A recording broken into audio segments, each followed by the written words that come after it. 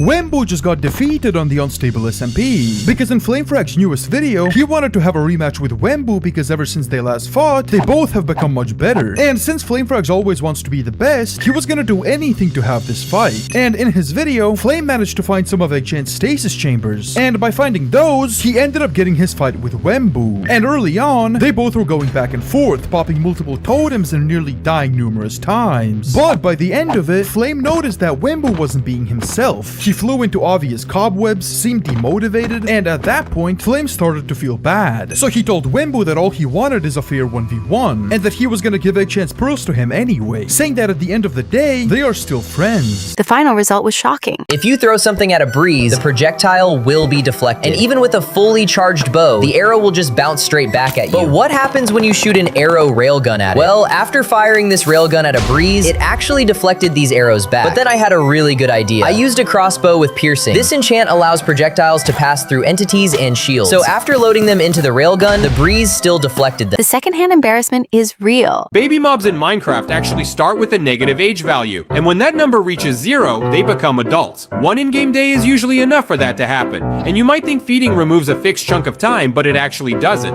Instead, each feeding cuts just 10% off their age. So the first feedings skip more time, but each next one becomes less effective, since the percentage is calculated from what's left, not the original total. Nobody could predict this. Building islands that look natural can be almost impossible. So to get a realistic effect, place a large square of dirt in the middle of the ocean and put mycelium on the corners and grass in the center. Once the grass starts spreading and the mycelium begins to expand, it'll end up looking something like this. Then just remove the mycelium and you'll be left with a beautiful, natural-looking island you can actually call home. The confidence was dangerous. I don't understand how, but someone has already made a mod for the Happy Ghast that adds everything. The Ghastling, the Dried Ghast, and the harness for the Happy Ghast. It hasn't even been a week yet, and this mob has been fully implemented by modders. Now, it's taken everything directly from Minecraft Live. You find the Dried Ghast in the nether next to fossils, you soak it in water and hatch it into the Ghastling, and then you force feed it your balls till it grows up. Except there are a few minor details that Minecraft Live didn't announce,